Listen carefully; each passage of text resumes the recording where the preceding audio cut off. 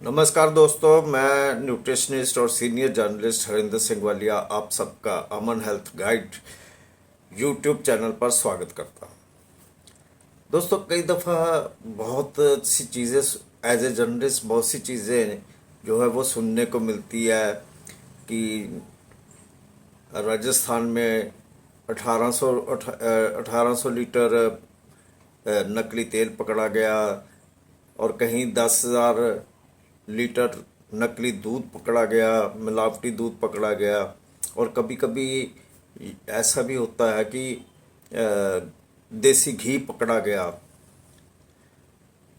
तो बड़ी अजीब सी एक सिचुएशन बन गई है यहाँ पे कि कोई भी चीज़ जो है, चाहे वो मेडिसिन है, चाहे वो खाने की खाद्य पदार्थ हैं, चाहे वो स्वीट्स हैं, चाहे वो एडिबल ऑयल्स हैं, चाहे वो कोई भी जो भी चीज़ है, वो काफ़ी रेशो ये हो गया है कि वो ना अडल्ट्रेटेड मिलनी शुरू हो गई है। अब करें क्या? क्योंकि रेगुलेट मैंने पहले भी जो वीडियोस बनाई थी उसमें भी मैंने ये बात कही थी कि जो हमारे रेगुलेटर्स हैं ना, जो इन चीज़ को रेगुलेट करते हैं, वो एक दफ़ा गाइडलाइंस तो ज़रूर जारी कर देते हैं, लेकिन वो बनाने मैन्युफैक्चर जो है वो उस गाइडलाइंस को फॉलो कर रहा है या नहीं कर रहा, इसकी चेकिंग जो है वो तब तक नहीं करते जब तक कि कोई कंप्लेंट नहीं आ जाती। ये एक बड़ी अजीब सी विडंबना है दोस्तों।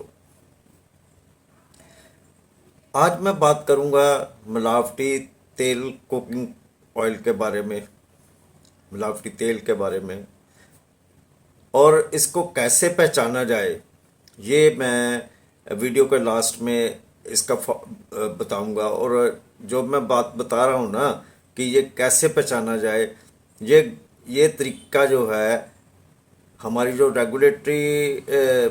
रेगुलेटर्स है ना, FSSAI, तो उन्होंने ये तरीका बताया है। मैंने अपनी तरफ से कुछ नहीं है, उन्होंने जो तरीका बताया है उसी तरीके को मैं आपके सामने रखूंगा। तो सबसे पहले बात करते हैं कि आप सबके घरों में मिठाइयाँ भी आती होंगी, जलेबियाँ भी आती होंगी, और जो रोटी है उसको भी तेल से तला जाता होगा। घर के अंदर कई चीज़ें फ्राइड बनाते होंगे आप लोग। त्योहारों के दिनों में तो ये काफ़ी बड़ी मात्रा में बनता है, और बड़ी मात्रा में त्योहारों के दिनों में ये चीज़ें बनाई जाती हैं, घरों में भी बनाई जाती हैं। और आपने देखा होगा कि बाहर दुकानों के ऊपर भी पकौड़े और ये वाली चीज़ें जो है ये बिकती हैं, लोग खाते भी हैं। अब दिक्कत क्या है? घर में भी आप जरा सी बारिश हो तो यार ये तो पकौड़े वाला सीज़न बन गया, चलो पकौड़े खाते हैं।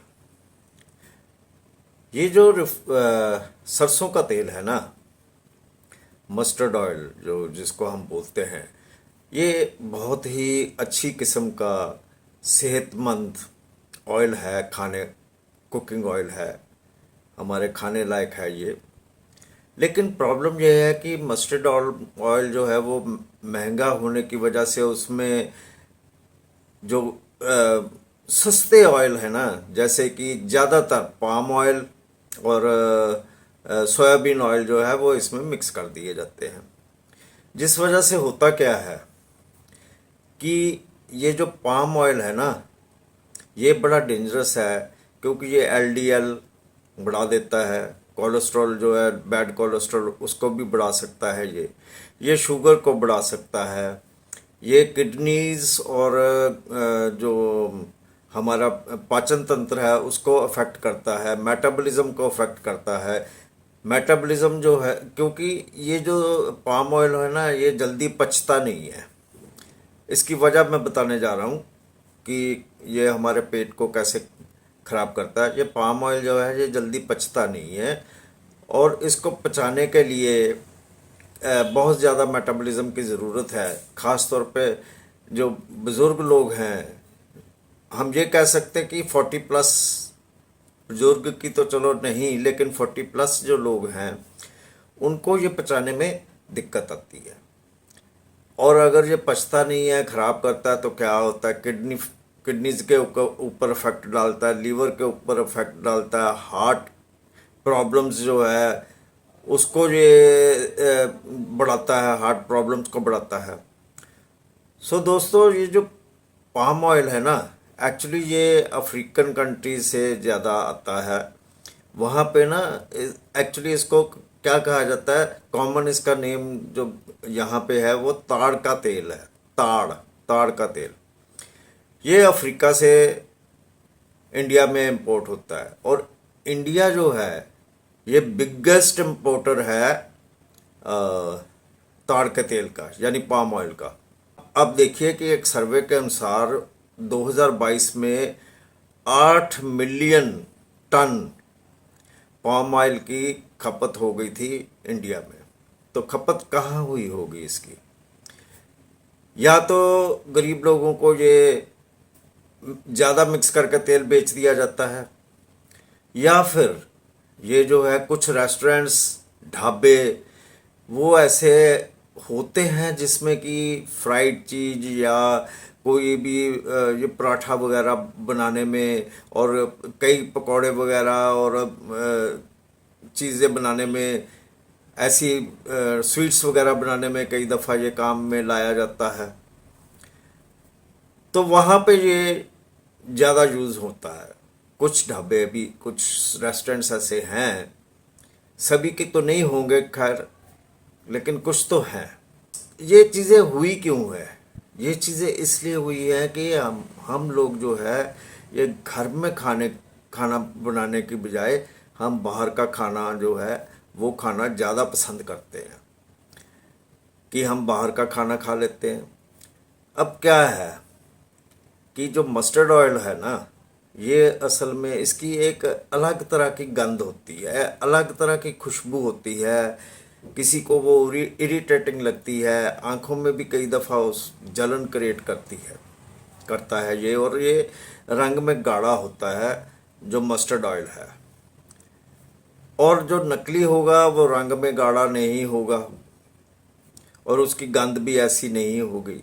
पर बड़ी विडंबना है कि मार्केट में ऐसे एसेंस कह लो, ऐसे केमिकल्स कह लो, वो मिलते हैं जो कि 10 लीटर में अगर डाल दिया जाए, 10 लीटर तेल में डाल दिया जाए तो उसका रंग भी गहरा हो जाएगा और उसमें वो गंध भी वैसे आएगी जैसे कि ओरिजिनल तेल में आती थी। आज से कुछ साल पहले जो हमारे बुजुर्ग लोग थे वो सूंघ के जो है वो बताते थे कि ये तेल अच्छा है या नहीं है। लेकिन अब क्या होगा, जब उसमें वो केमिकल मिला दिया जाता है तो क्या होगा, पता ही नहीं लगेगा, क्योंकि उस केमिकल से रंग भी गाढ़ा हो गया और स्मेल भी आ गई। और आप देखिए कि ये जो चीज़ें हैं, ये खैर मैं एक अलग से इसके बारे में वीडियो बनाऊंगा। देसी घी और दूध के ऊपर भी मैं वीडियो बनाऊंगा कि उसमें भी कैसे और मिलावट की जाती है, और कोशिश करेंगे कि ये भी आपको बताया जाए कि उनको चेक कैसे किया जा सकता है। अब ये दोबारा हम अपने टॉपिक के ऊपर आते हैं कि जो मस्टर्ड ऑयल, सरसों का ऑयल जो है ये यूज़ बहुत होता है।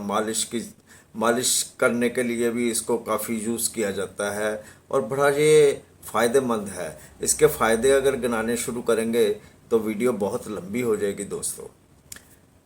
अब हम जल्दी से ये सोचते हैं कि हम बचें कैसे इस चीज़ से, क्योंकि अगर मान लो हमारी जो रेगुलेटरी अथॉरिटीज़ है वो अगर सही से काम नहीं करती तो इसका मतलब ये थोड़ी है कि हम अपनी तरफ से भी काम ना करें।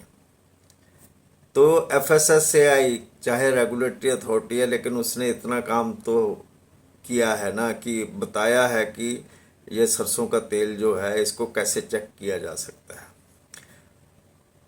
दोस्तों, इसको चेक करने का तरीका जो है बड़ा सिंपल है।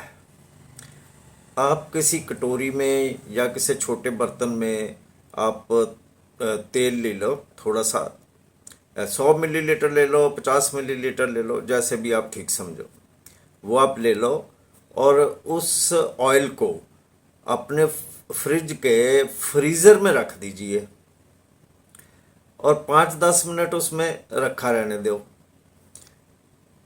15-20 मिनट ले लो, मैक्सिमम टाइम हो जाए तो उसमें रखा रहने दो। जब मैक्सिमम टाइम मैं इसलिए कह रहा हूँ कि ज़्यादा इसलिए कह रहा हूँ कि किसी का जो फ्रीज़र है वो किसी पॉइंट पे चलता होगा, किसी का फ्रीज़र जो है वो लोअर पॉइंट पे चलता होगा, इसलिए आप इसको 15-20 मिनट वहाँ पे रहने दीजिए। 15-20 मिनट बाद जब वो आप बर्तन बाहर निकालेंगे ना, तो जो तो palm oil mixed mustard oil होगा, उसमें जो पाम ऑयल है ना वो नीचे सतह पे जम जाएगा और जो शुद्ध ऑयल है वो ऊपर आ जाएगा। तो उससे हमें पता लग जाएगा कि इसमें पाम ऑयल मिक्स्ड है।